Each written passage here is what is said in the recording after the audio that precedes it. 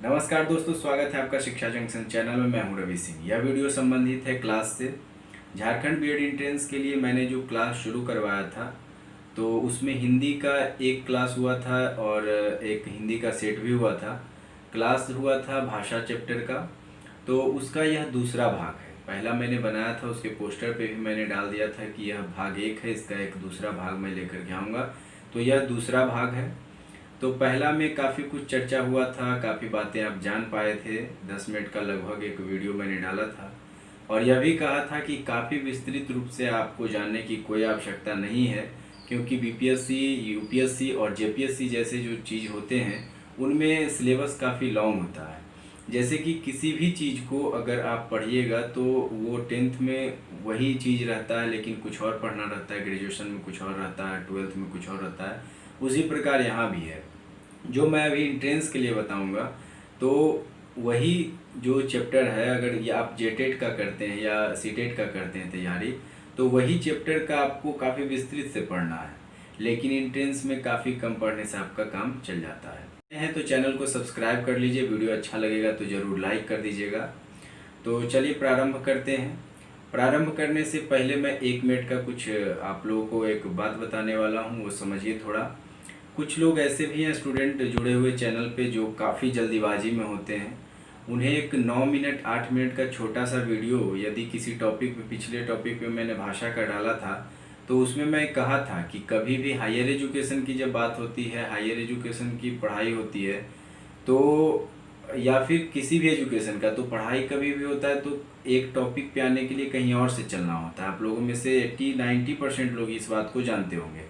किसी भी चीज़ को समझाने के लिए, वो कोई मोटिवेटर हो, टीचर हो, या कोई भी वैज्ञानिक जब किसी सिद्धांत के बारे में बताते हैं, किसी लॉजिक को कोई बताते हैं, तो वहाँ पे पहुँचने के लिए आपको कहीं और से चलना होता है।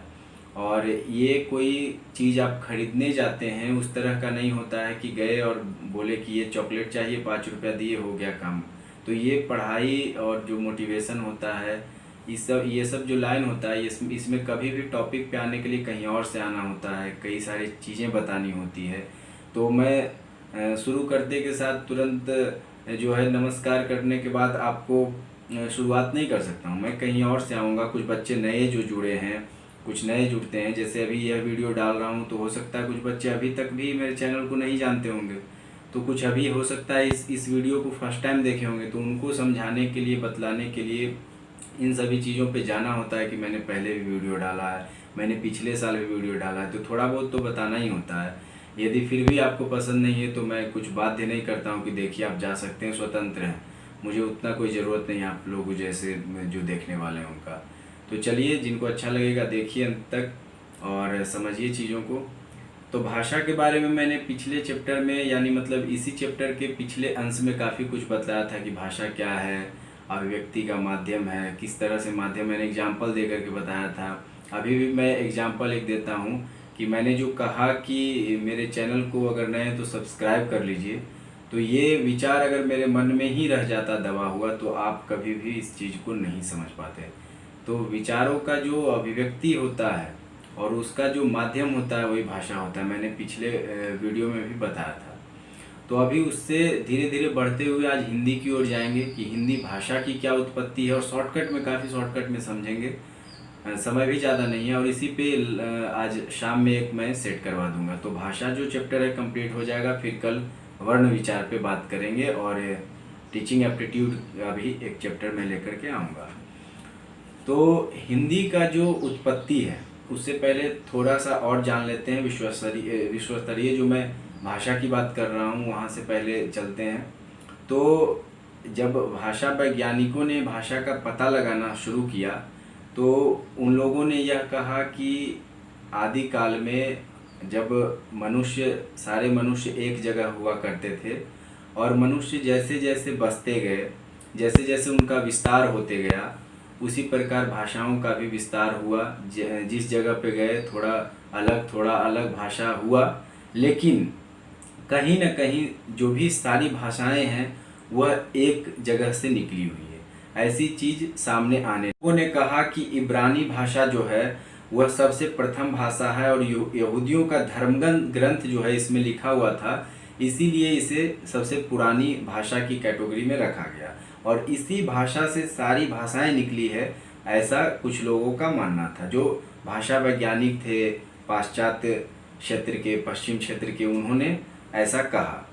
उसके बाद जब उन्हें कुछ समय बाद जब पता चला संस्कृत के बारे में, संस्कृत पे अध्ययन करने के बाद पता चला कि नहीं, सबसे जो प्राचीन भाषा है वह संस्कृत है।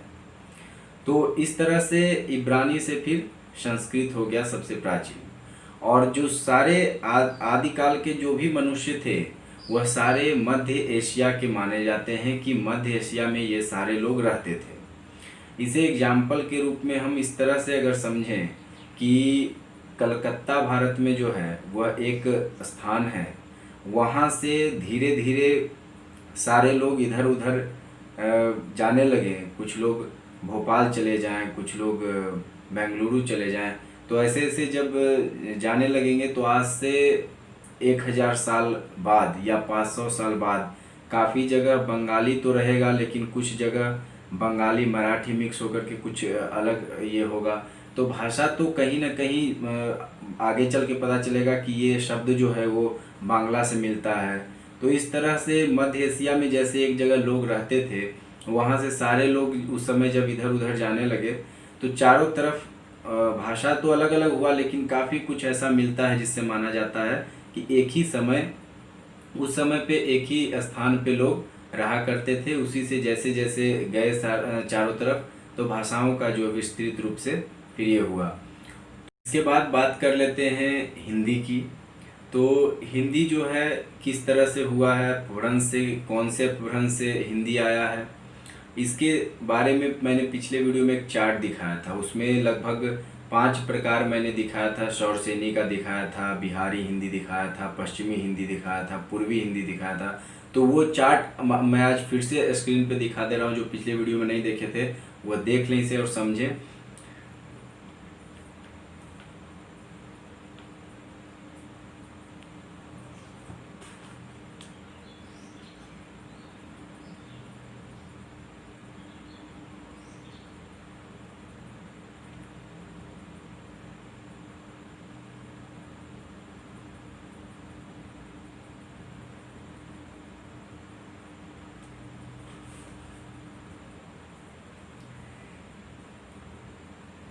इसमें पहला है शौरसेनी अपभ्रंश, जिससे बना है पश्चिमी हिंदी, राजस्थानी, ब्रज भाषा और खड़ी बोली।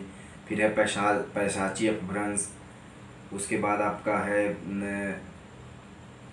ब्राचंड अपभ्रंश, खस अपभ्रंश, महाराष्ट्रीय अपभ्रंश, आर्ध मागधी अपभ्रंश, मागधी अपभ्रंश।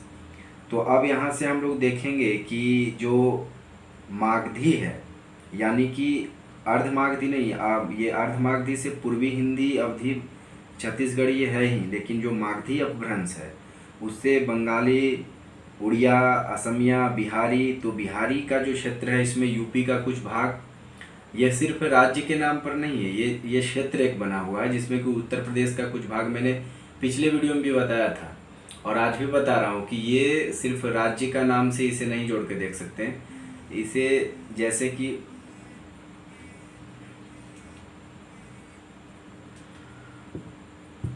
इसे राज्य के नाम पर नहीं देख सकते हैं आप, इसे आप एक क्षेत्र के नाम पे देख सकते हैं। जैसे उत्तर प्रदेश का एक क्षेत्र हो गया और छत्तीसगढ़ का कुछ भाग होते हुए झारखंड का भाग, और झारखंड में भी पूरे झारखंड नहीं, झारखंड में भी जो कुछ कुछ ऐसी भाषाएं हैं जिसका मिलान द्रविड़ शैलियों से होता है। द्रविड़ जो भाषा परिवार है वहाँ से होता है और द्रविड़ भाषा परिवार का कनेक्शन भाषाओं से है। तो भाषा परिवार अलग है, देश का क्षेत्र से और राज्य का क्षेत्र से उसे मिला करके नहीं देखना है। मैंने पिछले वीडियो में भी बताया था, आज भी बता रहा हूँ। तो ये जो बिहारी हिंदी का मैंने बात किया, इसका क्षेत्र है झारखंड, बिहार और आपका उत्तर प्रदेश का कुछ भाग, छत्तीसगढ़ का कुछ भाग, ये भाग मिला करके बनता है। अब बात करते हैं उत्पत्ति पे। इसकी उत्पत्ति जो हिंदी की है वो लगभग मानी जाती है, कुछ विद्वानों का कहना है 1000 ईस्वी से, लेकिन कुछ का कहना है 1200 से। तो 1200 का उल्लेख ज़्यादा जगहों पे है। तो इसे 3 कालखंडों में बांटा गया है। आदि कालखंड यानी आदिकाल हिंदी, मध्य हिंदी और आधुनिक हिंदी। तो आदि आदि हिंदी जो है वो 1200 से लगभग 1600 ईस्वी तक माना गया है, और 1600 से 1800 तक जो है मध्य हिंदी को माना गया है। उसके बाद 1800 से जो 1900 तक माना जाता है वो आधुनिक हिंदी है। तो 1800 से 1900 तक जो माना जाता है उसी को आप वर्तमान यानी कि 2000 तक या जो अभी समय चल रहा है वहाँ तक मानिए, यानी आप उसे 1800 से मान सकते हैं अभी तक का। तो ये जो अंत का हिंदी है आधुनिक हिंदी, ये हिंदी सबसे ज़्यादा विकसित माना जाता है। सबसे ज़्यादा हिंदी का विकास इसमें हुआ है, वो इसलिए क्योंकि भारत इस समय अंग्रेज़ों का गुलाम था। तो कहीं ना कहीं ये भाषाई लड़ाई भी हो रही थी, अंग्रेज अपना भाषा यहाँ देना चाह रहे थे और दे चुके थे लगभग, वो शिक्षा का क्षेत्र हो, व्यापार का क्षेत्र हो, तो भाषाई पकड़ उन्होंने अपना बना रखा था। तो ऐसे में उस समय भी भारत को एक ज़रूरत था एक ऐसी भाषा का जिसमें कि एक काफ़ी क्षेत्र को बांधा जा सके, जिसमें कि समाचार पत्र प्रकाशित हो तो समझा जा सके, मासिक पत्रिका हो या नाटक हो, उपन्यास हो, कथा, लघु कथा।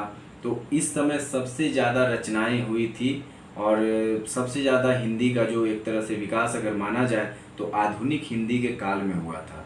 क्योंकि इस समय आज़ादी के लिए जो मोटिवेशनल होता है वो काफ़ी लोग लिख रहे थे, वो कविता हो, कहानी हो, नाटक हो, उपन्यास हो, या मासिक पत्रिका हो। तो समय समय पे ये लगातार ये चल रहा था और सभी जगह इसका प्रचार प्रसार हो रहा था। तो इसलिए हिंदी का विकास भी तेज़ी से हुआ और एक अच्छा खासा लंबा क्षेत्र बन गया जो कि साहित्य को लिखने में इसका प्रयोग होने लगा। अब एक टॉपिक पे और बात कर लेते हैं कि बोली और भाषा में क्या अंतर है। एक मिनट, ज़रा ये लाइट का प्रॉब्लम हो गया है थोड़ा।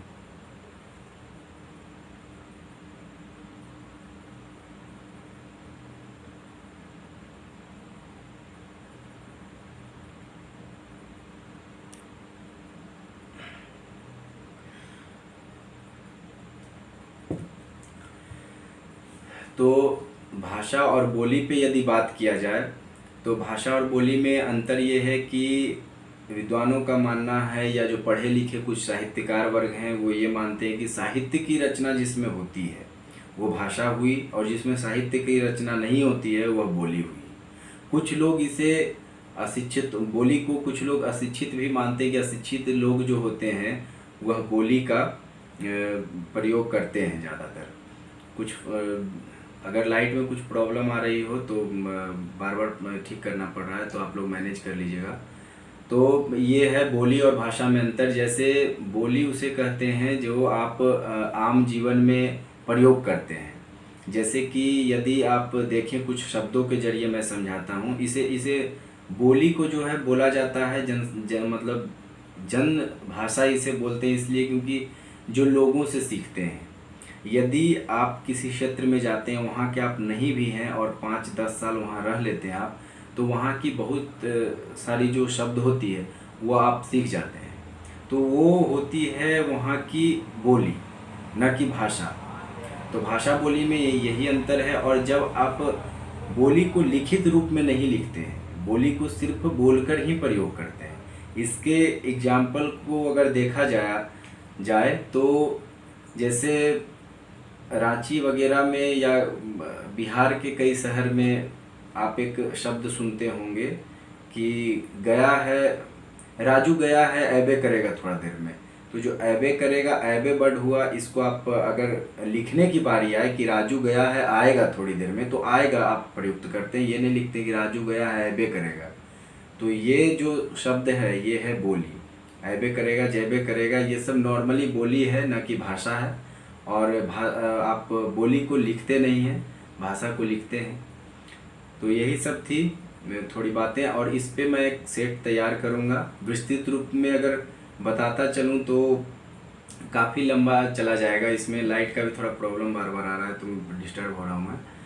और जो भी मैं शुरू में बोला था सिलेबस के बारे में बात, कि इसी भाषा को अगर आप 10th में पढ़ते हैं तो थोड़ा सा बस पढ़ना है, फिर 12th में पढ़ते हैं इसी भाषा को तो थोड़ा सा और ज़्यादा पढ़ना है, स्नातक ग्रेजुएशन जब आप करते हैं हिंदी से तो थोड़ा सा और पढ़ना है, जब पोस्ट ग्रेजुएशन करते हैं तो थोड़ा और आगे बढ़ते जाइएगा तो थोड़ा और में बढ़ता जाएगा। तो इसीलिए इतना आपका काफ़ी है। इस पे क्वेश्चन एक और सेट में करवा दूंगा, एक तो पहले से करवाया ही हूँ, तो आपका क्लियर हो जाएगा। इस वीडियो के पहले जो वीडियो बनाया था वो मैं 3 जगह दे देता हूँ, डिस्क्रिप्शन बॉक्स में, आई बटन में, और वीडियो अंत होगा वहाँ भी आपको मिल जाएगा। तो जो लोग नहीं देखे हैं देख लीजिएगा। और जिन्हें उबाऊ लगता है, फिर एक बार कहता हूँ कि मुझे कोई ये नहीं है कि आप देखिए, जिन्हें अच्छा लगता है उनके लिए लाता हूँ। वो दो तीन चार भी रहते हैं ऐसे, और कमेंट देखकर ही वीडियो लाता हूँ। जो कमेंट नहीं करते हैं उन्हें तो मैं जानता भी नहीं कौन है, क्या चाह रहे ना चाह रहे हैं, कोई पता तो है नहीं। तो कमेंट के जरिए ही लाता हूँ, इसलिए कमेंट कीजिए, कमेंट करके बताइए क्या दिक्कत है, क्या चाहिए नहीं चाहिए। और समय कम है इसलिए ज़्यादा कुछ नहीं बोल पाऊँगा। तो मिलते हैं फिर अगले वीडियो में। लाइक कर दीजिए, शेयर कर दीजिए। फिर आएंगे एक नई वीडियो के साथ, और अच्छा रहेगा, इससे बेहतर रहेगा। आज तो कुछ फॉल्ट आ रहा था इसलिए थोड़ा परेशानी भी हो रहा था। तो मिलते हैं अगली वीडियो में, तब तक के लिए नमस्कार, अच्छे से रहिए।